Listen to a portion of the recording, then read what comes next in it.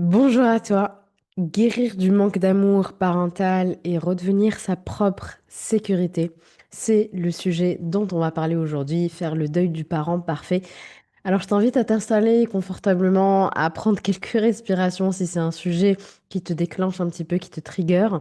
Tu peux par exemple t'asseoir, prendre deux, trois inspirations profondes, expirations, sentir comment ton corps est soutenu par ta chaise, tes pieds en contact avec le sol.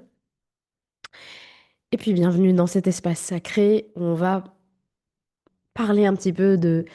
euh, on va en tout cas laisser la place à ta vérité intérieure, je l'espère. Je vais parler d'un deuil dont on ne parle presque jamais, un deuil dont je parle souvent, un deuil qui fait euh, tout un chapitre dans mon programme pour sécuriser son enfant intérieur, le deuil du parent parfait, le deuil du parent aimant, le deuil de la mère ou du père euh, vivant, la mère protectrice, le père présent que tu n'as pas eu. Ou tout simplement le deuil du parent capable d'aimer sans condition. Attention, tu peux être en très bonne relation aujourd'hui avec ton parent, tes parents, mais devoir quand même faire ce deuil parce que l'enfant à l'intérieur de toi n'a pas eu ce parent parfait qu'il attendait, n'a pas eu ce parent présent émotionnellement, soutenant, sécurisant, etc., etc. On n'est pas obligé d'avoir vécu des abus particuliers pour devoir faire ce deuil. On peut avoir fait ce deuil même si ton enfance a été normale. Combien de personnes me disent mon enfance a été normale et pourtant elles ne se sentent pas en sécurité. Leur attachement est complètement insécure. Plein de problématiques dans la vie d'adulte, etc., etc. Et en fait, c'est l'enfant à l'intérieur d'elle qui est blessé. L'enfant à l'intérieur d'elle qui a besoin de guérison. Le programme que j'ai mis en place, Sécuriser son enfant intérieur, c'est un vrai programme qui change ta vie actuelle puisque tu guéris ton enfance. Et c'est un programme que je pense le monde entier devrait faire puisque si tout le monde guérissait son enfant intérieur, nous aurons un monde beaucoup plus paisible, beaucoup plus émotionnellement disponible, un monde en paix où l'enfant intérieur n'a pas besoin de sortir, de montrer sa colère, de s'attacher à des personnes qui ne nous aiment pas, etc., etc. Ça, c'est un autre sujet. C'est un deuil particulier parce que la personne est en vie. Quand un parent meurt, la société entière sait que tu pars en deuil. La société entière respecte ce deuil. Oh, t'as perdu ta maman, je suis vraiment désolée, je te laisse le temps. C'est un deuil qui est visible. Le deuil du parent parfait, c'est un deuil complètement invisible. La personne, elle est encore en vie, ton parent, il est encore en vie, mais ce qui meurt, c'est l'attente. L'espoir qui ne viendra jamais, les illusions de cet enfant. L'attente que ton parent change, l'attente que ton parent te comprenne, l'attente que ton parent te sécurise, qu'il s'excuse, qu'il répare les erreurs du passé. Et tant que cette attente reste vivante, tu restes lié au passé, tu restes même emprisonné par le passé. Ton système nerveux, il est pris dans une boucle d'espoir, de déception, de culpabilité, de tristesse, un deuil qui n'a pas été fait. C'est un deuil qui est complètement invisible. Et pourtant, Dieu sait qu'il est fondamental pour ta liberté intérieure. Et faire ce deuil, ça ne veut pas dire rejeter ton parent. Ça ne veut pas dire ne plus parler à ton parent. Ça ne veut pas dire ne pas aimer ton parent. Tu peux aimer énormément ton parent et faire ce deuil-là. Ok? C'est plutôt cesser d'espérer un amour qui ne viendra pas sous la forme que tu voulais, sous la forme dont tu avais, dont tu as besoin.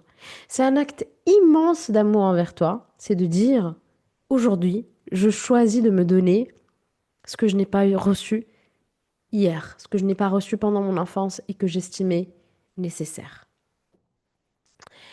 Avant toute exploration du passé, reviens dans ton corps.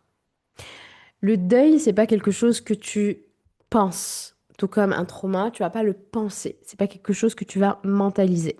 Le deuil, il se ressent dans le corps. Et ton corps, il a besoin de quoi? Il a besoin de se sentir en sécurité pour guérir.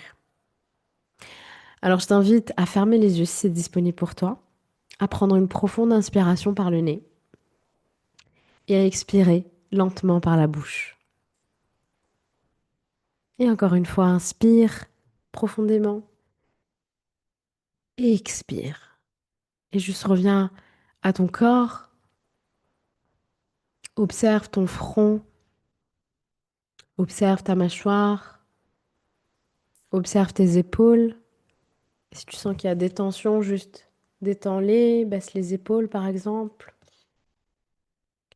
Puis tu peux descendre vers ta poitrine, vers ton ventre. Hmm. Continue ton scan au niveau de tes jambes jusqu'à tes pieds. Juste observe sans jugement. Comment c'est? Est-ce que c'est tendu, c'est détendu? Une fois que tu arrives à tes pieds, sens le sol sous toi. Ou imagine-le si tu es couché par exemple. Et tu peux te répéter intérieurement, je suis en sécurité ici et maintenant. Mon corps est un lieu sûr. Je peux ressentir sans être submergé. Juste reste un moment avec ton corps, avec les sensations de ton corps. Le deuil y réveille parfois des vieilles peurs, des vieilles colères, des vieilles solitudes. Mais aujourd'hui, tu n'as plus besoin de te couper de toi pour survivre. Aujourd'hui, tu as des ressources. Tu regardes cette vidéo, tu écoutes ce podcast. Quand tu étais enfant, tu n'avais pas ces ressources. Tu n'avais pas à disposition tout ça. Mais aujourd'hui, tu les as. Ok? Donc il y a une grande différence. Mais ton corps, il ne le sait peut-être pas. Donc il y a besoin de lui rappeler, de lui dire qu'aujourd'hui, c'est ok. Tu as les ressources. Aujourd'hui, tu peux t'apaiser. Aujourd'hui, tu peux te co-réguler. Aujourd'hui, tu peux te contenir. Et c'est depuis cet espace de calme que la guérison devient possible. Et si tu ne me connais pas, je te montre mon oracle du corps apaisé où tu trouveras 54 cartes pratiques pour t'accompagner dans ce travail de sécurité intérieure. Évidemment, tu le trouves aussi dans mon programme pour réguler son système nerveux qui s'appelle Ciao Anxiété. Je te laisse tout en barre d'infos. Faire ce deuil, c'est rendre à la réalité sa juste place. L'enfant intérieur qui n'a pas fait ce deuil, il reste bloqué dans l'attente. Il espère encore et encore et encore, à chaque contact avec son parent, à chaque fête d'anniversaire, à chaque Noël, à chaque mot, il espère. Il y a quelque chose en toi qui espère, même si tu comprends pas pourquoi. Et ton toi adulte, il te dit, mais je sais que mon parent, il changera pas. Oui, tu sais. Mais l'enfant à l'intérieur de toi, il est encore bloqué dans cette illusion, dans ce truc de se dire, cette fois, ça va être différent. Mais tu es déçu. Et quand tu es déçu, à chaque fois, ça réactive la blessure d'origine. Et ton corps, il revit la même scène. J'ai de l'espoir, je me sens rejetée, je culpabilise. Et c'est un cycle. C'est un cycle qui continue, qui continue, qui continue, qui est vicieux, et qui épuise ton système nerveux, qui t'empêche de te construire pleinement. Et puis tu miroites ça sur les autres. Et tu n'arrives pas à avoir des relations paisibles, apaisées avec toi, évidemment, mais avec les autres aussi. Et sans ce deuil, l'enfant intérieur, il reste dans la confusion. Peut-être que c'est moi le problème. Combien de personnes me disent, attends, mais peut-être que j'exagère. Mon parent a l'air normal, peut-être que c'est moi le problème. Peut-être que je ressens trop, peut-être que je suis hypersensible, peut-être que j'ai besoin d'arrêter d'espérer quelque chose. Et cet enfant intérieur, il reste aussi dans la loyauté invisible, dans la loyauté inconsciente. Je dois protéger mes parents même si je souffre. Je ressens de la souffrance si je leur en veux, mais je dois faire semblant que tout va bien et je dois les protéger. D'autant plus si tu as été parentifié. Je t'invite à voir ma vidéo sur la parentification si tu as été le parent de ton parent. Tu as cette loyauté envers lui de OK, c'est moi le parent alors que tu es l'enfant. Donc, j'ai besoin d'être mature, j'ai besoin d'être disponible émotionnellement. D'autant s'il y a eu de la parentification émotionnelle. Cet enfant intérieur, alors, il reste, sans ce deuil, il reste dans la suradaptation. Je vais être parfait pour mériter l'amour. Je vais me taire pour mériter l'amour. Je vais faire ci et ça et ça et ça et ça. Et ensuite, tu procrastines parce qu'à tes yeux, c'est jamais parfait puisque ton parent, il n'a pas la capacité d'apporter cet amour-là que tu attends. Donc, tu cours vers quelque chose qui n'existe pas. C'est illusoire. Vraiment. C'est la carotte devant l'âne qui court et qui n'attrapera jamais cette carotte-là. Et cet enfant, il reste dans la peur du rejet, dans la peur de l'abandon, et c'est omniprésent dans tes relations, dans ton quotidien d'adulte. Faire ce deuil du parent parfait, c'est dire, ok, je reconnais mon parent, je reconnais que mon parent, il n'a pas su, il n'a pas pu m'aimer comme j'en avais besoin et il ne pourra jamais le faire, mais je choisis de plus attendre cette réparation de lui. Ok? C'est vraiment un passage de la dépendance affective à je suis autonome émotionnellement. Tu cherches tu cesses en fait de chercher, t'arrêtes de chercher ce parent-là à travers ton boss, tes partenaires, ton travail, tes amis. T'arrêtes de chercher à trouver cet amour à l'extérieur de toi. Tu reviens à l'intérieur de toi et tu deviens ton propre parent intérieur. C'est le travail qu'on fait dans le programme Sécuriser ton enfant intérieur. Et ce deuil, tu peux le faire même si tu continues à parler à ces parents-là. Parce que le deuil ne demande pas forcément de couper le lien. Des fois, il y a besoin de couper le lien parce que la toxicité est telle que pour ta propre sécurité, intégrité, il y a besoin de couper les liens. Sécurité physique, sécurité émotionnelle, mentale, ok? Il y a besoin de couper ce lien, mais ce n'est pas toujours le cas. Tu peux très bien avoir ce lien, mais mettre des limites et aller travailler ce deuil. C'est la majorité des cas, ok? Et ce deuil demande d'ajuster ton attente. Qu'est-ce que j'attends? Aujourd'hui, mon enfant intérieur, il demande quelque chose qui va jamais arriver. Il y a besoin d'aller voir cet enfant et de lui dire, je comprends, tu as besoin de ça, ça, ça, mais ton parent, il va jamais te le donner. Moi, je te le donne maintenant. C'est moi ton parent. Ok? Et tu peux aimer ton parent et rester en lien avec lui sans te trahir. Tu peux le voir, tu peux l'appeler tout en sachant que ce n'est pas à lui de te réparer. Et que peut-être ce parent-là ne sera jamais en mesure de t'apporter de la compassion par rapport à ce que tu as ressenti. Il minimisera encore ce que tu as ressenti. Pff, t'exagères. T'étais trop sensible. T'étais un bébé qui pleurait tout le temps. C'était insupportable. Etc., etc., etc. Peut-être que ce parent, jamais, jamais, jamais, il n'aura la capacité d'assumer. Parce qu'il verra même pas. En fait, il dit, mais qu'est-ce que tu me racontes? En fait, il est dans un autre monde. Ok? Il n'aura jamais cette capacité. Tu dis, mais moi, j'ai tout fait pour toi. T'as toujours eu à manger. T'as toujours eu de la sécurité. T'as toujours eu un toit sur la tête. Oui, mais j'ai pas eu de la sécurité émotionnelle. Mais ça, ton parent même pas a eu ça. Donc, il comprend même pas de quoi tu parles, en fait. Donc, tu restes dans cette attente-là de quelque chose qui n'arrivera jamais. Et ça, c'est hyper douloureux. Parce que tu résistes, tu résistes, tu résistes, tu t'accroches et ça fait mal, ça épuise. Le deuil, c'est apprendre à aimer à la mesure de la réalité. Avant, tu espérais. Un jour, il va changer. Un jour, peut-être, il va comprendre. Si je lui dis, si je lui fais lire ce livre, si je lui fais voir ce thérapeute, il pourra changer. Il pourra comprendre. Il pourra s'adapter.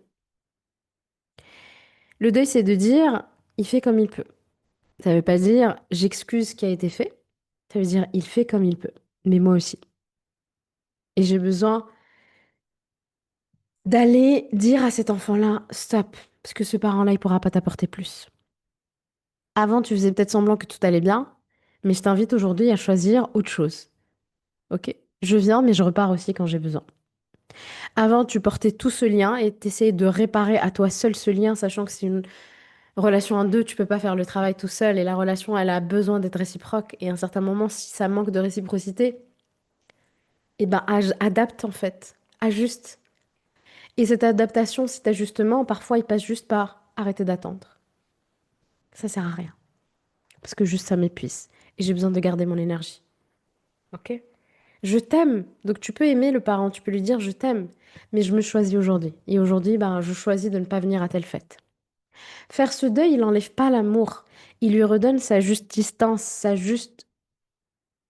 justes limites, en fait, entre toi et ce parent qui t'a pas apporté ce que tu voulais. Et peut-être que ce parent, il a beaucoup, beaucoup travaillé sur lui et qu'il est capable de te dire, je suis vraiment désolée. Et waouh, si t'as ça, c'est génial. C'est vraiment pas la majorité, mais si t'as ça, c'est précieux, c'est génial. Et félicitations à ce parent-là de faire ce travail-là parce que c'est assez rare.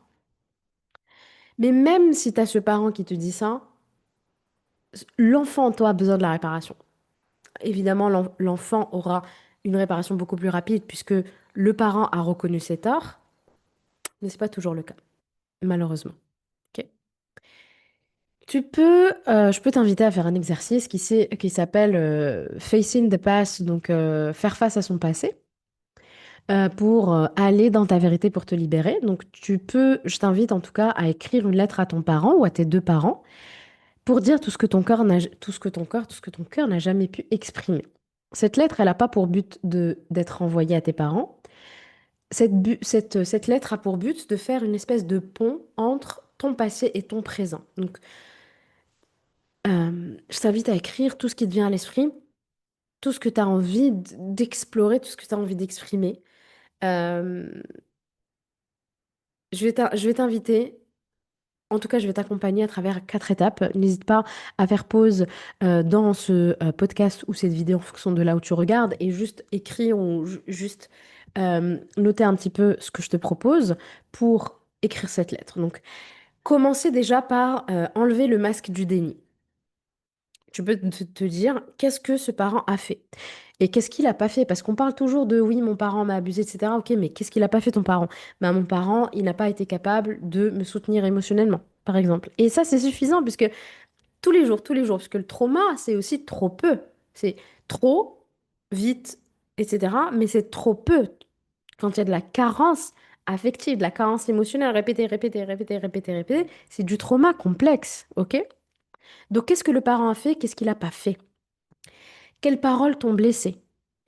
Qu'est-ce que tu ressentais à la maison? Est-ce que tu ressentais des peurs quand tu entendais la porte ouvrir, quand tu entendais ton parent monter les escaliers? Ça peut être des choses comme ça, là, tout de suite. Tu te bloques. Tout de suite, tu es en hypervigilance parce que tu sais pas à quelle sauce tu vas être mangé. Surtout si t'as un parent qui est instable. Et si t'as un parent qui est violent, évidemment, c'est une évidence. Ok? Donc, qu'est-ce que tu vivais au sein même de ton foyer qui était censé être ton cocon sécuritaire? Quelle peur? Quelle responsabilité d'adulte on t'a confiée trop tôt? Combien de fois on m'a dit, à 12 ans, je devais m'occuper d'un nouveau-né. Je devais aller faire des papiers administratifs, hein, des folies. Idem moi aussi. À 12 ans, je devais rester, il m'est arrivé de rester, je crois que je devais avoir 13 14 ans, plusieurs semaines toute seule. 3 semaines, je crois, ou 4 semaines toute seule. Avec euh, mon frère et ma soeur en bas âge. Qui fait ça? Qui fait ça? Voilà, il peut y avoir plein, plein, plein de choses comme ça. Juste sois honnête, ne minimise surtout pas. Prends vraiment le temps de le faire, quitte à ce que tu le fasses en plusieurs fois. Parce que la vérité, oui, elle est inconfortable, c'est clair, mais elle t'ouvre à de la libération. Donc une fois que tu as fait un petit bilan de tout ça, viennent les émotions. Donc on va inviter les émotions, toutes ces émotions que tu as refoulées. Quelles émotions tu ne t'es pas permis de ressentir pour survivre à la maison? La colère, la honte, la peur, la tristesse, j'avais pas le droit. Je disais à mes parents, combien de parents disent, oui, il a des monstres sous le lit, on va lui mettre un spray anti-monstre. Oui, mais il te dit, mais je le vois. Bah, il a peut-être raison. Nettoie énergétiquement ta maison, ok? Moi, je trouve que mettre du spray, lui dire, mais non, ça n'existe pas, regarde, on va mettre un spray, ça pourrait être du gaslighting, comme ça pourrait très bien marcher. Donc, quelles émotions tu n'as pas pu ressentir? Ok? Et qu'est-ce que tu ressentais quand ton parent y criait?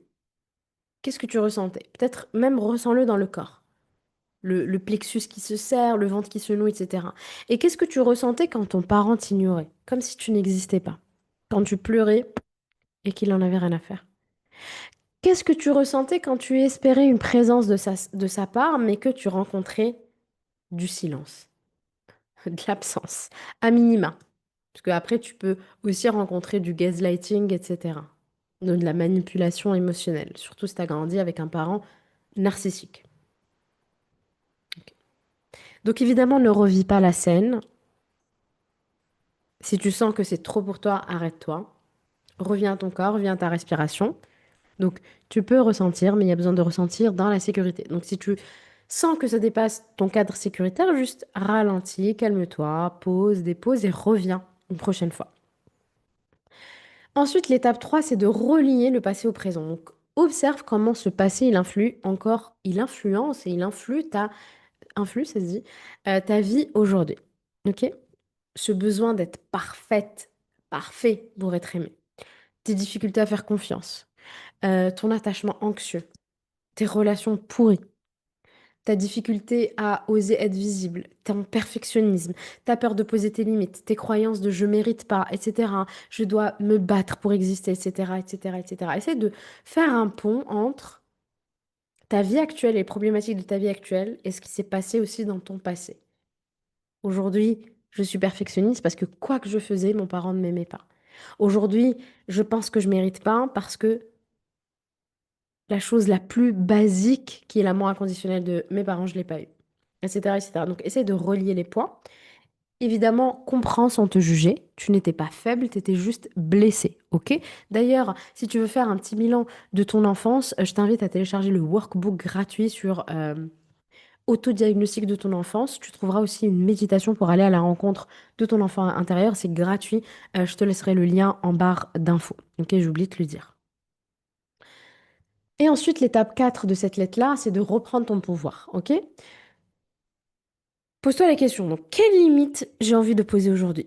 Bah, la limite, c'est que je ne vais plus les voir à Noël. La limite, c'est que je les appelle plus tous les jours. La limite, c'est que quand ils commencent à critiquer mes choix d'éducation avec mes enfants, je leur dis stop, vous n'avez pas l'autorisation, s'il vous plaît, de euh, dire quelque chose sur mon éducation par rapport à mes enfants. Voilà. J'ai le droit de choisir l'éducation qui me semble la plus juste pour mes enfants, par exemple. Ok, cet exemple, il revient fréquemment. Qu'est-ce que tu choisis de ne plus attendre? Bah, j'arrête d'espérer qu'ils s'excusent pour ce qu'ils n'ont pas fait ou pour ce qu'ils ont fait enfant. D'accord? Qu'est-ce que tu as envie de te donner, toi, là? Qu'est-ce que tu as envie de te donner que tu n'as pas eu? Ok? Donc, tu peux dire, par exemple, je ne t'attends plus pour me sentir digne, je suis digne, je reprends mon pouvoir, je reprends mon espace, je mets les limites qui me semblent justes, je me libère, je te libère, etc., etc. Tu peux garder cette lettre, tu peux la brûler, tu peux la lire à haute voix, tu peux la partager à quelqu'un de confiance, peu importe, mais fais quelque chose de symbolique, ok?